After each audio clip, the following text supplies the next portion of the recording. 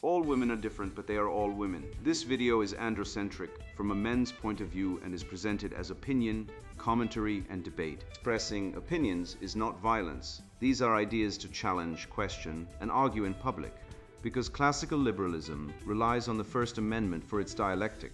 If you are a feminist, then consider this. If patriarchy truly existed as claimed, feminism could not.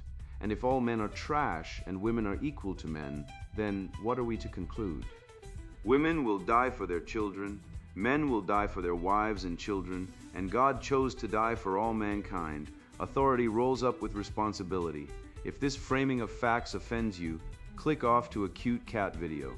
Proceeding further will expose you to gamma bias and criticism directed at ideas, claims, institutions, not at any individual's virtue or dignity. Our method follows the 7 liberal arts: the trivium, grammar, logic, rhetoric, and the quadrivium, arithmetic, geometry, music, and astronomy. And the transcendentals, the good, true, and beautiful. If this framework is not for you, feel free to exit now. It's no disgrace. Women are wonderful. God bless America. Men are great. Women's true nature, borderline personality disorder, describes the female psyche, BPD, histrionic, stunted moral development. Written by Conrad Riker, available now, links in description. The walk, the wreck, and the weakness of women. How modern men are failing the ancient tests of endurance, fatherhood, and fearlessness. And why the West will not survive unless they return to the hard truths of nature, reason, and manhood. I once watched a man cry because his GPS died halfway up a mountain. Not from fear, not from injury. No, he wept because he needed the app to tell him he was still alive. 12 miles in, sweat-soaked and fully functional. He broke down not from exhaustion, but from the unbearable weight of uncertainty without validation. His girlfriend dumped him that night. Not for being weak, though he was, but for being expensive. Emotionally bankrupt, a liability disguised as a boyfriend. That hike was her litmus test. Can he endure? Can he lead when the map burns? Or is he just another emotionally neutered boy raised on participation trophies and Disney princesses who thinks love means constant reassurance while she tantrums her way through life? Let me tell you something the universities won't. The female psyche is not a sanctuary. It's a selection mechanism. Women don't want partners, they want proof. And if you flinch, whine, or look for a therapist mid-crisis, she'll discard you like expired meat. This isn't cruelty, it's biology. For 200,000 years, women selected men who could walk 40 miles with a broken rib, hunt for days in the rain, and stare down a lion without blinking. Today, we medicate boys for having testosterone, call it ADHD, and wonder why men can't survive a bad Yelp review. The nuclear family is dead, not because men failed it. Engels killed it on purpose. He wrote the playbook: destroy the father, collapse the family, make the state the new husband and children the state's property, and Firestone. She didn't hide it. She celebrated the idea of artificial wombs and the abolition of the reproductive role. Now Silicon Valley billionaires fund ectogenesis labs while kindergarten boys are told their penises are optional. Meanwhile, 24 million American kids grow up without a father, and we act surprised when cities burn. Here's a fact they bury. 70% of juveniles in state custody come from fatherless homes. Not broken homes, fatherless. Because a man who doesn't show up can't teach duty, honor, silence, or spine. And when men do show up, society arrests them. Kyle Rittenhouse, a 17-year-old kid with a rifle, stopped looters from torching a hardware store. CNN called him a domestic terrorist. But when a woman stabs her husband in bed and claims abuse, she gets a TED Talk.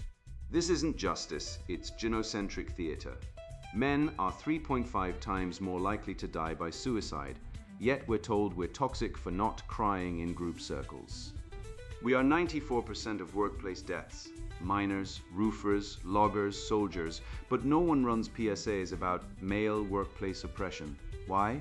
Because your sacrifice is expected, your silence is demanded, and your virtue, it's punished. They call stoicism repression, courage, aggression, and leadership patriarchy. But I'll tell you the truth, buried in the ruins of Athens and Rome. Civilization is not built by the sensitive. It is held together by the silent. The man who doesn't panic when the plane shakes. The father who works a double shift after his wife leaves him. The cop who walks into the active shooter's line of fire. These men are not celebrated. They are stigmatized. Why? Because a man who can endure, stabilize, provide, and protect cannot be controlled. And a controlled man is the only kind the leftist feminist state will tolerate. So they'll test you on the trail, in the crisis, in the courtroom. They'll set traps with tears, false accusations, emotional blackmail. They'll reward the weak and punish the strong because strength reminds them of what they've destroyed. But you're not here to please them. You're here to outlast them. To walk farther, stand straighter, and suffer in silence like the oak while the willow screams in the wind. This book isn't comfort, it's combat. And if you're still reading, you're already winning. The crucible of motion, testing the male frame in physical trial. A man is not measured by his strength, but by his will to endure when strength fails. I heard that from a Delta Force instructor after a recruit quit, not because his legs gave out, but because his phone died. GPS failed. No signal, no map. No problem, right? Wrong. This highly trained, physically fit candidate, college educated, CrossFit certified, probably voted for Bernie, started hyperventilating like a teenage girl who missed her Instagram story deadline. He dropped out not from exhaustion, but from existential panic at being unplugged. Let me be clear. Modern men aren't weak because they don't lift enough. They're weak because they've been unplugged from reality. They've been raised in a genocentric daycare state where feelings trump feet, where emotional validation is dispensed like participation trophies, and where the mere suggestion of discomfort is treated as trauma. This isn't evolution, it's devolution, and it's being weaponized by feminist ideology to castrate the male spirit. Our bodies didn't evolve for spin classes or TikTok dance challenges. Human males are persistence hunters, homo cursor. Anthropologists like Lieberman and Bramble proved it. We have sweat glands, nuptial ligaments, spring-like arches in our feet, and slow-twitch muscle fibers designed for hours of motion. Prey animals sprint, we outlast. Wildebeest runs fast, but after 10 miles in the African sun, it collapses from heat stroke. We keep going. Our ancestors tracked animals for days, bleeding, blistered, starving, until the prey dropped from exhaustion. That is the male frame, not brute force, but relentless forward motion under suffering. And now we have men who collapse psychologically when their Apple Watch runs out of battery. The CDC reports a 40% decline in physical activity among boys aged 10 to 18 since 2000, while anxiety and depression rates have tripled. You think that's coincidence? It's not, it's causation. When you replace outdoor play with screen time, when you medicate boys for having testosterone, when you tell them their feelings matter more than results, you don't raise men, you raise emotional hostages. Compare Lewis and Clark. 5,000 miles on foot, horse and keelboat, through freezing rivers, hostile tribes, starvation, scurvy, and grizzly bears. No GPS, no trauma counselor, no safe space, just a mission. And they completed it. Now try to get the average Western man to walk 6 miles without whining about plantar fasciitis or chronic fatigue. He'll text his therapist halfway through. He'll demand a comfort break. He'll blame his shoes. He's not physically broken. He's morally broken. The male will has been neutered by a feminist socialist complex that worships victimhood and pathologizes endurance. PE classes replaced with emotional check-ins. Boys with energy, diagnosed with ADHD and drugged into submission. Sports teams, girls put in charge regardless of skill because equity trumps excellence. This isn't education. It's ideological warfare on masculinity. I know a man, a programmer, decent guy, tried hard who got dumped after a 12-hour hike with his girlfriend. Not because he was slow, not because he lacked fitness, but because he complained, he whined about the heat. He asked every 20 minutes if they were almost there. He needed constant reassurance. Am I doing okay? Do you still like me? He wasn't testing his body, he was seeking emotional validation like a toddler. And she A woman with an animal-level instinct for strength smelled the weakness. She didn't care about his 401 kilo or his job title. She cared that he couldn't walk through discomfort without begging for a pacifier. She dumped him. And good, because women aren't fooled by resumes or bank accounts. They are wired evolutionarily to detect male weakness. That's why BPD and histrionic traits flourish in women. They're not accidents. They're strategies to dominate weak men. A strong man doesn't seek permission. He doesn't whine. He moves. And if he falls, he gets up, because his will is greater than pain. Schopenhauer was right. The world is will and representation.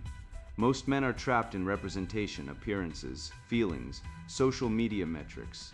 But the man who endures does so because his will is real. He walks, not because he feels like it, but because he must. The Spartans knew this. The agoge wasn't about fitness. It was about forging unbreakable will. Boys were starved, beaten, sent into the wilderness with nothing.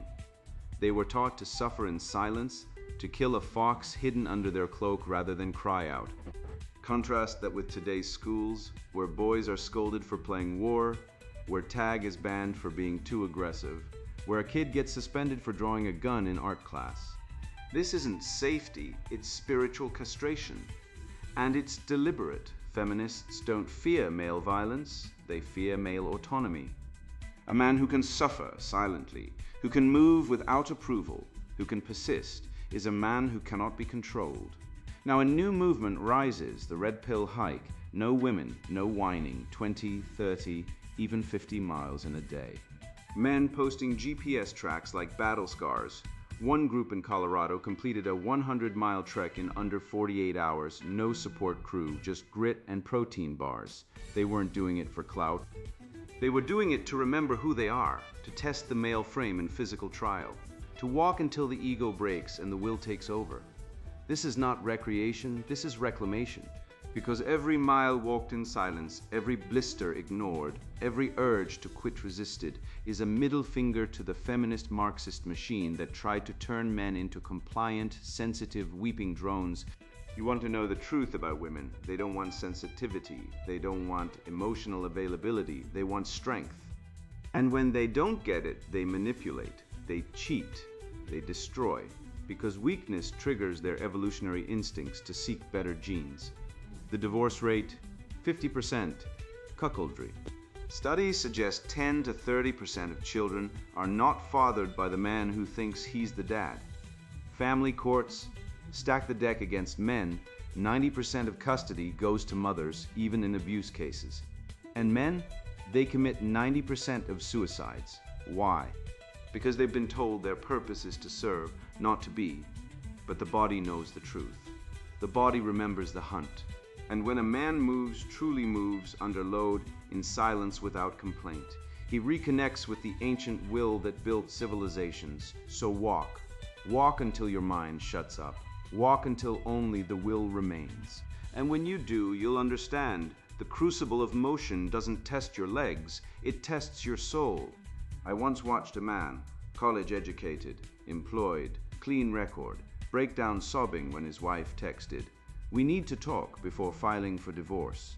He lost 60% of his income overnight, his dog, his home, and weekend access to his kids. The court didn't ask if he was a good father. They asked if he earned more. That's when it hit me. The system isn't broken. It's working exactly as designed. And the architects, not clueless bureaucrats, but ideologues who spent a century plotting the nuclear family's demolition.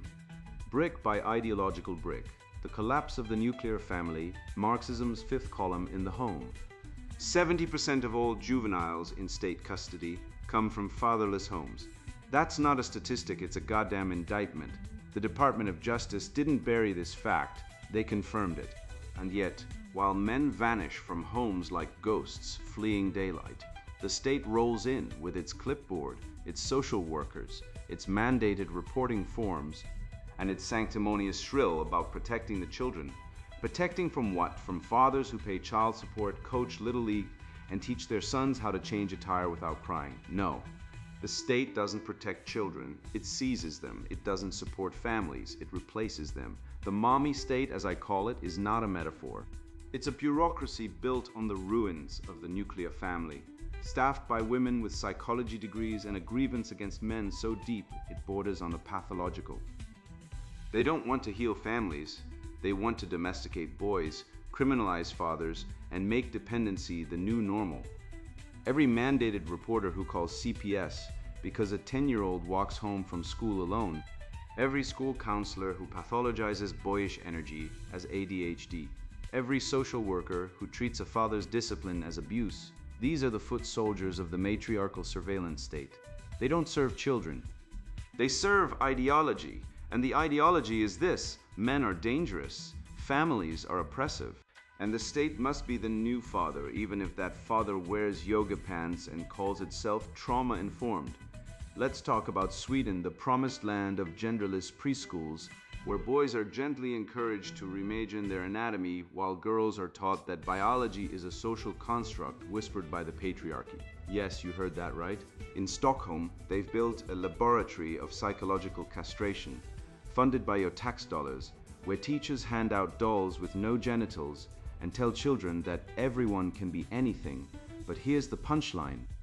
These schools don't produce enlightened, gender-fluid geniuses. They produce confused, anxious kids who grow up unable to form stable relationships. Because when you erase nature, you don't liberate people, you lobotomize them. The Swedes didn't invent this lunacy, they imported it. Rooted in the Frankfurt School, watered by feminist dogma, and fertilized by state funding. This is Marxism's fifth column in the home, quiet, smiling, pastel-colored, and utterly deadly. And the goal isn't equality, it's destruction. Destroy the father, destroy the family, destroy the future. Then when the rubble settles, the state steps in with a clipboard and a grant proposal. I once saw a video of a Swedish teacher asking a 5-year-old boy what he wanted to be when he grew up. He said a firefighter. She smiled and said, or maybe a nurse. He blinked. He didn't know what to do with that. Neither do I. When did nurturing become a cage? When did choice mean racing nature until nothing's left but a trembling, genderless blob begging for validation? Follow the money and the ideology to their root. Frederick Engels, Karl Marx's closest ally, and a fierce critic of family structures. In The Origin of the Family, Private Property and the State, Engels didn't merely analyze capitalism. He launched a direct attack on the nuclear family. His reasoning? The family, particularly in its traditional form, stood as a competing authority. It shaped individuals who owed allegiance to blood and lineage, not the state. It instilled discipline, loyalty, order, principles that resist top-down control. Engels labeled the family the world's first despotism, ignoring its role as humanity's earliest site of learning, moral training, and protection. He pushed for replacing it with collective upbringing, government oversight of parenting, and the dismantling of personal ownership. Does this vision ring a bell? It should. Each time a court removes a father's custody for refusing to fund a dishonest spouse, each time classrooms assert that dual mother households equal mother-father pairs, but not dual fathers oddly. Each time a man is ridiculed for seeking marriage and children, Engels' influence looms. His plan is unfolding now, and the primary tool, today's divorce system, a rigged arena where men face automatic suspicion, their earnings taken, children turned into leverage, and financial ruin used as proof of guilt. One acquaintance of mine earned well over 6 figures, saved diligently, purchased a home, then, post-divorce, lost 70% of his income to support payments and was forced into a tiny apartment. His offense? Being a man in a framework built to penalize him for it. But Engels had an heir, Shulamith Firestone, the acid-tongued prophetess of feminist transhumanism. In The Dialectic of Sex, she didn't just want equality, she wanted to abolish biology itself. Pregnancy is the tapeworm of the species, she wrote. Her solution? Artificial wombs, computer-controlled reproduction, and the complete eradication of the nuclear family. And who's funding this nightmare today? Silicon Valley's transhumanists, the same tech oligarchs who think they can upload their consciousness to the cloud while their daughters attend genderless preschools in Sweden. Peter Thiel, Elon Musk, Mark Zuckerberg, they're not just building rockets and metaverses, They're funding the final stage of the family's collapse, the replacement of natural reproduction with artificial gestation. Why? Because a child born in a lab, raised by algorithms and owned by the state, is infinitely more controllable than one raised by a father who teaches him to shoot a rifle and stand his ground. Firestone dreamed of a world where men are obsolete. Silicon Valley is building it. And the irony, these same men who claim to champion innovation and freedom would rather fund the extinction of the family than confront the reality that women left unchecked destroy what they cannot control. And where stands the church amidst this chaos, prostrate in the filth, bowing before the ideology of cultural Marxism?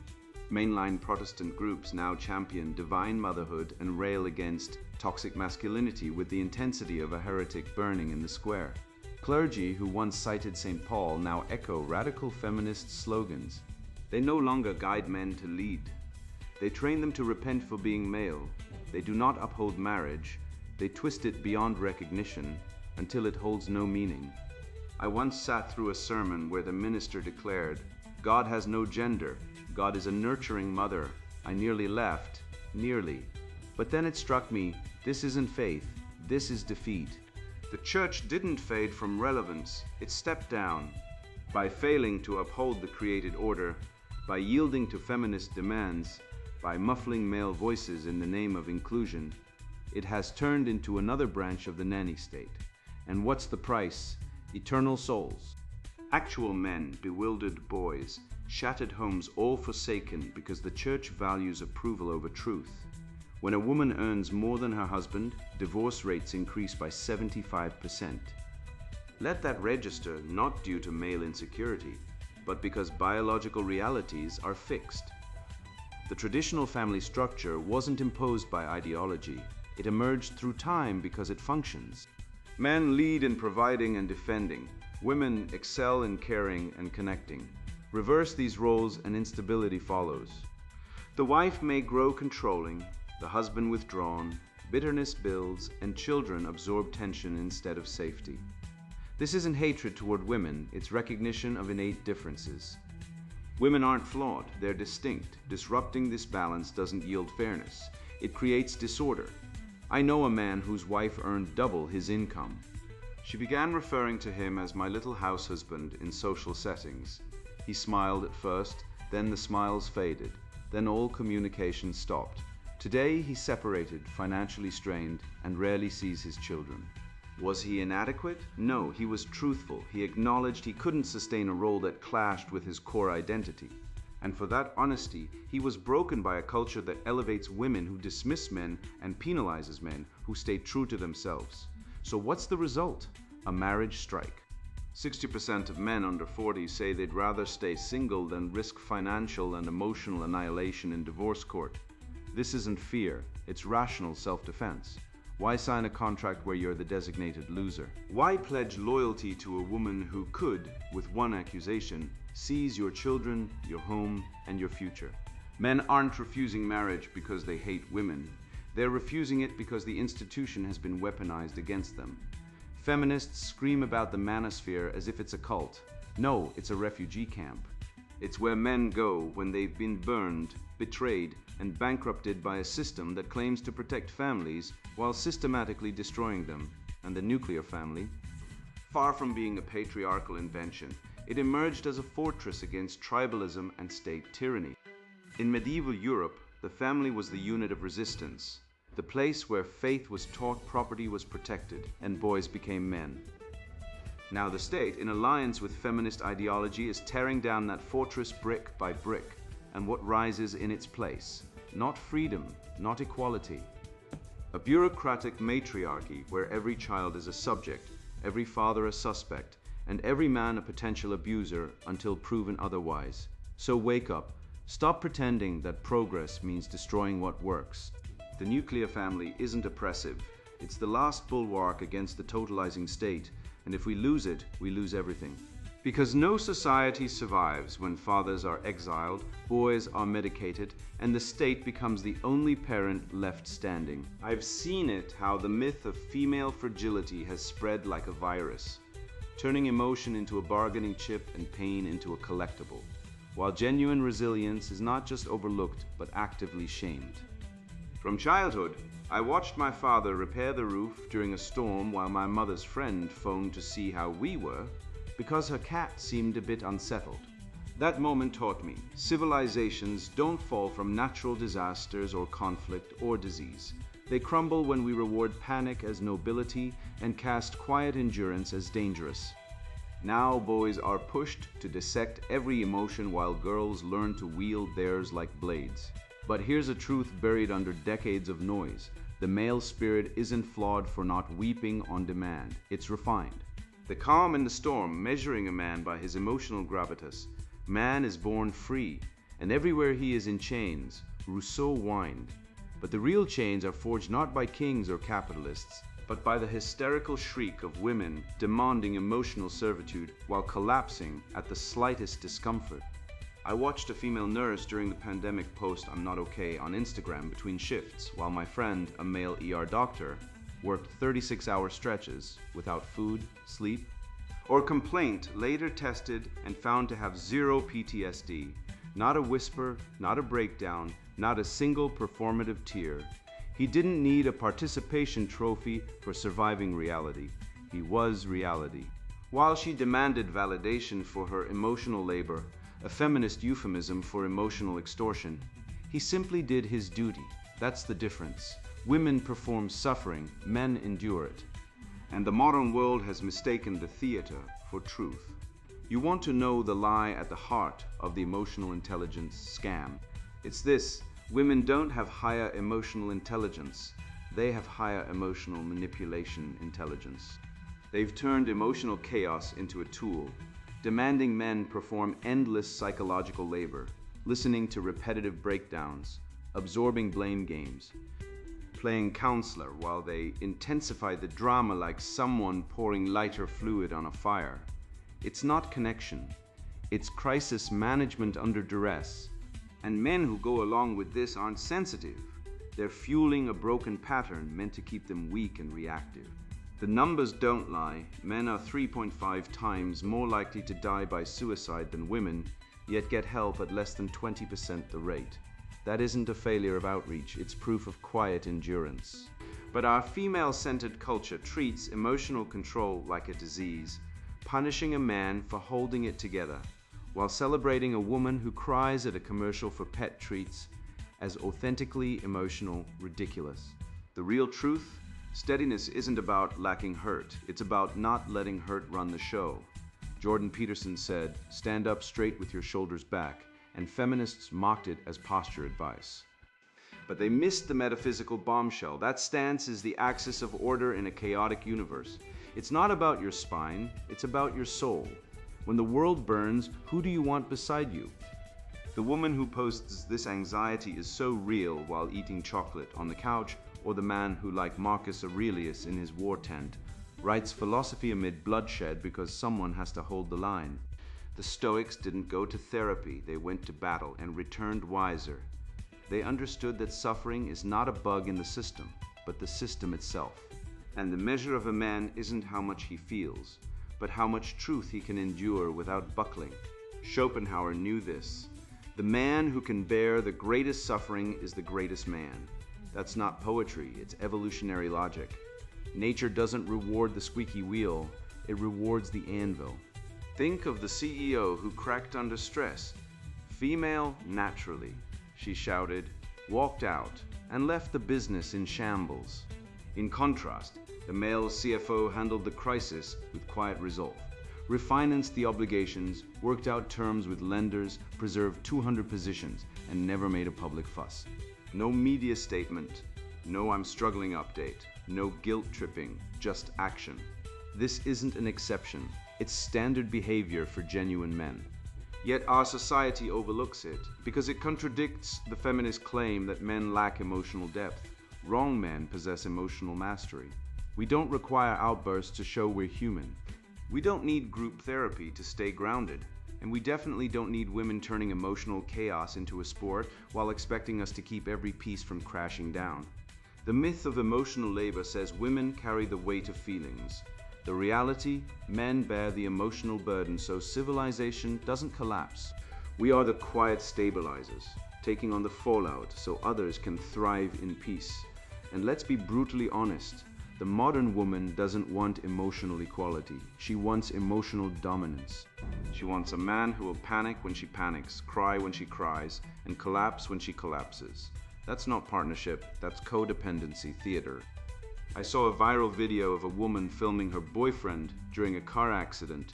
The car is smoking, glass everywhere, and his first words, "Are you hurt? Call 911. I'll get the flares." No hysteria, no blame, no drama, just action. That's the frame, that's leadership. Meanwhile, her first instinct was to record, not to assess danger, not to help, but to perform. And that's the panic test.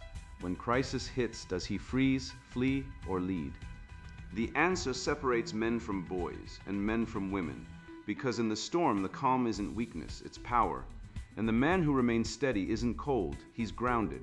He's the rock in the flood, the compass in the storm. The one who doesn't need a therapist to tell him he's okay, because he already knows. I've watched men kneel under the weight of lies, while women and their ideological priests crown chaos as justice. So let me be the one to say it plainly. The world doesn't hate weak men, it hates strong ones. Because strength refuses the script.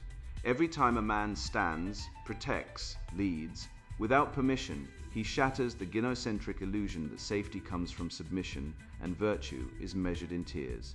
That's why the Kyle Rittenhouse case isn't about one boy with a gun. It's about the moment society chose to crucify a protector while worshipping the arsonist. And this isn't an anomaly. It's policy, it's pattern, it's the stigma shield in action.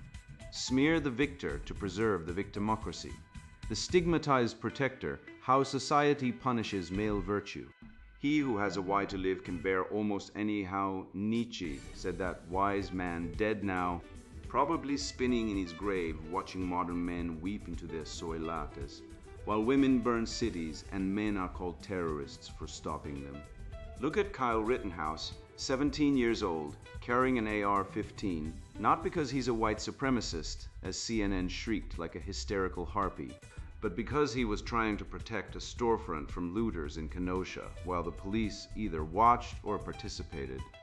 Two men attacked him with deadly force, one with a pistol, another with a skateboard that hit like a brick to the head. He defended himself, shot two, killed none in intent, and yet the entire feminist leftist media complex spent months trying to hang him, paint him as a monster, while Antifa arsonists who burned down entire blocks were described in headlines as misguided youth or angry protesters. A 17-year-old boy protecting property is a fascist. A 30-year-old man in a black mask setting a hospital on fire is expressing frustration. That's not journalism. That's spiritual warfare waged by a culture that hates masculinity so deeply it would rather see civilization collapse than allow a young man to stand and defend. Let's talk about sacrifice, real sacrifice, not the performative kind women post on Instagram while sipping kale smoothies. 94% of workplace fatalities are men. 94. That's not a typo. Men die in mines, on oil rigs, in construction trenches, fighting fires, repairing power lines in hurricanes, while OSHA runs zero campaigns about toxic masculinity killing men, because male death is not a scandal. It's an expectation. It's the tax we pay for being allowed to exist. Meanwhile, women run wellness seminars on emotional safety while men are buried in unmarked graves for doing the dirty, dangerous work that keeps society from descending into Mad Max. No one mourns the crane operator who fell in Houston last year. No think pieces in the Atlantic. No viral hashtags. But if a woman stubs her toe at a yoga retreat, it's a national conversation about self-care. We've inverted virtue. Protection is now pathology, provision is oppression, and leadership is toxic. But here's the truth. Civilization is not built by committees of crying women demanding safe spaces. It's built by men with calloused hands and scarred knuckles who say, "I'll take the risk," and then do. History laughs at cowards and eats its protectors when they're no longer needed. Rome didn't fall because of barbarians at the gate. It fell because it mocked its legionnaires, taxed them into poverty, let women dominate the courts, and replaced martial virtue with decadent theater and sexual deviancy. The same happened to Byzantium, to Weimar Germany, to every empire that confused weakness for compassion and femininity for progress. They all began the same way, by calling their warriors violent, patriarchal, outdated, and once the lions were caged, the hyenas moved in. Today we cage our protectors with false accusations. A man intervenes in a domestic violence situation, sees a woman being beaten in a parking lot, steps in, restrains the attacker, and he gets arrested because the woman, still under the abuser's spell, claims he was the aggressor. This isn't rare, it's protocol. Police are trained to assume the man is guilty first, especially if he's strong, decisive, unapologetic. The system doesn't fear female violence, it rewards it. It fears male virtue because it cannot control it. Jordan Peterson once said, "You have to be dangerous to be kind." That sentence should be carved into every courthouse, every school, every church. A man who cannot protect is not kind, he is prey. A man who cannot say no is not peaceful. He is enslaved. Civilization does not run on empathy circles and pronoun parades. It runs on men who can hold the line, who can face down chaos with a rifle, a law book, or a clenched fist. But we've neutered the male spirit, replaced it with a eunuch theology that calls submission equality. The church, once the fortress of moral order, now preaches feminist drivel. Priests who dare speak of male headship are labeled abusive, toxic, patriarchal, while female pastors stand in pulpits declaring that God is a woman and men are obsolete. Christianity has been lobotomized, turned into a therapy cult for emotionally stunted women and beta males who think salvation comes through participation trophies. And the media. The media is a propaganda arm of the gynocentric death cult. Every school shooter profile follows the same script. Loner, played video games, had no girlfriend, never fatherless, pumped full of Ritalin, bullied by girls, rejected by every girl he ever liked, raised by a single mother who called him a failure. Why? Because the real story is too damning, it exposes the lie. The truth is that fatherless boys with no rites of passage, no mentors, no sense of purpose, snap when the world offers them nothing but shame and silence. But we'd rather blame guns and games than admit that women have been raising a generation of broken boys while demanding devotion from men who no longer exist. Here's the trap they've built. Act strong, protect, provide. You're toxic, fail to act, you're a deadbeat. There is no winning. The goal is not reform, it's annihilation of the male archetype. And why? Because a man who leads, protects, and fathers is a threat to the gynocracy. He cannot be manipulated, bribed, or shamed easily, so they smear him. This is my theory, the stigma shield. Men who perform true virtue, protecting, providing, leading, are smeared not because they fail, but because they succeed. Success threatens the entire feminist narrative that men are useless, dangerous, or obsolete. So every hero is recast as a villain. The firefighter is performing toxic masculinity. The soldier is a warmonger. The father who disciplines his kids is abusive. The system doesn't reward male virtue, it punishes it. And when men finally break, when they go silent, withdraw, or rage, then they're blamed for not participating. Wake up. The world is not falling apart because men are too strong. It's falling apart because men have been convinced to kneel. You were born to lead, to protect, to build, not to apologize for existing. They don't hate you because you're flawed. They hate you because you're necessary. And nothing terrifies a parasite more than the host realizing its own power. You think the world is broken? It's not broken, it's bewitched. The same fools who burned witches at Salem now run diversity trainings at your workplace, and they've cast a spell so thick that men genuflect before women who wouldn't last 5 minutes in a Spartan agauge. I don't care if you've never hiked 10 miles or faced down a mob. What matters is that you now see. You see the cage, you see the wires, you see how they medicated your sons, bankrupted your fathers, pathologized your silence, and called your courage toxic, so they could sell you emotional kale while stealing your future. The nuclear family wasn't destroyed by accident, it was executed by Engels with a pen and Firestone with a manifesto. now revived in Sweden's genderless toilets and Silicon Valley's baby tanks.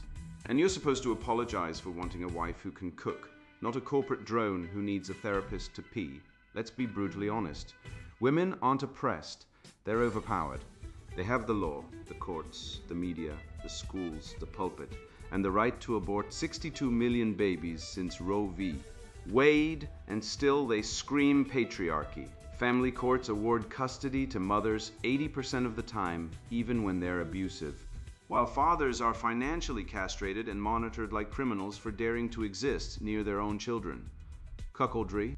DNA tests reveal up to 30% of men are raising another man's child, and the woman who did it gets praised on daytime TV for her honesty, while the man who trusted her is called controlling. This isn't justice.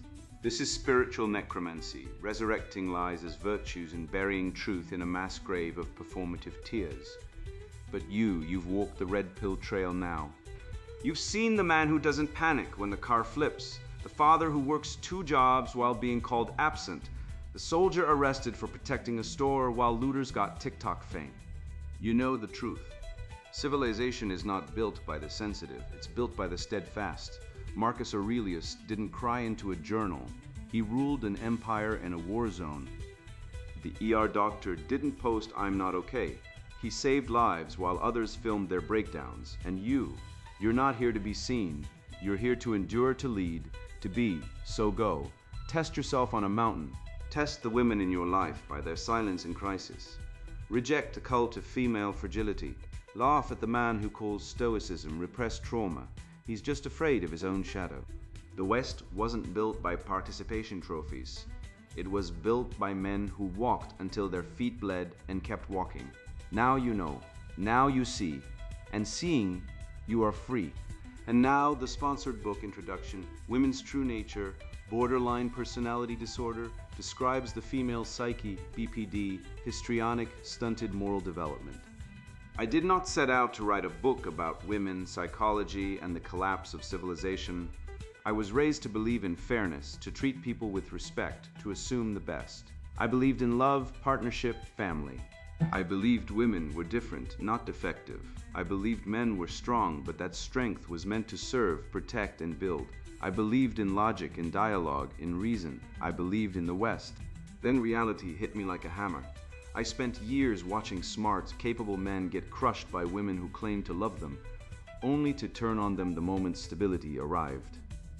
I watched men give everything, time, money, emotional labor, only to be discarded for someone louder, more chaotic, more emotionally intense. I saw men punished for setting boundaries, for speaking truth, for refusing to play the game, and I saw women rewarded socially, legally, culturally for doing the opposite of what responsibility demands. Not all women, but enough. And not randomly. There was a pattern. It wasn't just personal relationships. It was everywhere. Politics, media, law, education. The same emotional logic, reactive, impulsive, tribal, victim-centered, was spreading like a virus. I began to notice the same traits in public figures, in activists, in policymakers: identity obsession, black and white thinking, fear of abandonment, frantic efforts to avoid real accountability, constant drama, shifting blame, emotional blackmail, traits I had seen in clinical literature under one name, borderline personality disorder, and another, histrionic personality disorder, but these weren't just pathologies anymore. They were becoming the norm. I dug deeper. I studied psychology, evolutionary biology, philosophy, sociology, political theory. I read the DSM. I studied attachment theory. I analyzed feminist ideology, critical theory, postmodernism, and woke dogma, not as political movements, but as psychological syndromes. And the connection became undeniable. The core emotional architecture of the modern left mirrors the cognitive and affective structure of BPD and HPD. It's not metaphor, it's mechanism. The refusal to accept limits, the splitting of the world into pure victims and pure villains, the inability to tolerate ambiguity, the demand for constant reassurance, the rage when reality contradicts fantasy. The weaponization of emotion as a substitute for argument. Women are not evil. But female psychology, shaped by evolution, biology, and culture, is heavily weighted toward emotional intensity, social validation, and relational control. When motherhood is delayed, denied, or repressed, those drives don't vanish. They distort, they hijack institutions. They create a culture where truth is hate, men are predators, and feelings are facts. This is not feminism. This is pathology scaled to civilization size. This book is for men who are tired of being gaslit, tired of being told they are toxic for wanting peace, tired of being shamed for protecting their boundaries, their finances, their sanity. It's for men who still believe in logic, in beauty, in truth, in duty, but feel like they're losing the world. It's for men who want to understand not just what's happening, but why, and what to do about it. If you are a woman who believes in empowerment through emotional chaos, if you think men should endlessly accommodate your feelings, if you see victimhood as strength, if you think truth should be sacrificed for comfort, put this book down. Do not read further. This is not for you. This book will not validate your narrative. It will dismantle it. You will not like it. You will call it hateful. You will call it dangerous. You will be wrong, but you still shouldn't read it. Go watch a Netflix drama, scroll TikTok, join a support group, do anything else. This book is not your safe space. This book maps the psychological roots of cultural decay. It shows how the BPD spectrum has become normalized in women, not as illness, but as identity. How the drama triangle, victim, rescuer, persecutor, runs relationships, workplaces, governments. How gossip networks function as shadow justice systems. How leftism isn't an ideology, it's a psychological disorder dressed in moral language. How abortion, far from being a personal choice, is a symptom of deeper moral arrest. How women en masse have rejected adult moral development and dragged society down with them. You will learn how to recognize these patterns in real time, how to avoid being sucked into drama, how to protect your mind, your emotions, your future, how to stop being a rescuer, how to see through manipulation, how to value truth over emotional comfort. This is not theory, this is survival. The West is dying, not from external enemies, from internal rot, from a failure to confront uncomfortable truths about human nature, especially female nature. We are not supposed to talk about this. We are supposed to smile, comply, apologize, pay, and disappear. But the cost is too high. Men are depressed, isolated, medicated, dying young, boys are failing, families are broken, truth is silenced, beauty is mocked, duty is laughed at, all in the name of progress. This book tells the truth, not because it's easy, because it's necessary. If you are a man who still wants to think, to build, to love properly, to father children, to live with dignity, read this book. If you are serious, if you're willing to face reality, if you are ready to stop being manipulated by emotional hunger disguised as love, this book is your weapon.